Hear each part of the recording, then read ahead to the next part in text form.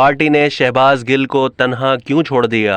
इदारे लोगों पर कैसे मुकदमात बना सकते हैं? तज्जियाकारों की राय।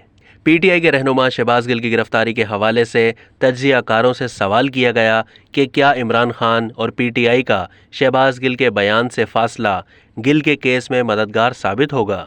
जवाब में तज्जियाकार रीमा उमर ने कहा कि इमरान खान और पीटीआई का शहबाज गिल के बयान से फासला इख्तियार करना अफसोसनाक है।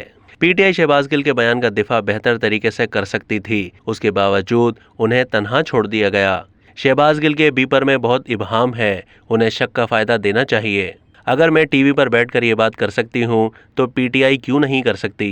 रीमा उमर का कहना था कि शहबाज गिल पर अगर तशद्दुद हो रहा है तो इसमें सरप्राइज नहीं होगा। इस तरह के केसों में गिरफ्तार लोगों पर तशद्दुद होता है। अदालत उमूमन ऐसे केसों में मुल्जिम की तकरीर या बयान का ट्रांसक्रिप्ट देखती है।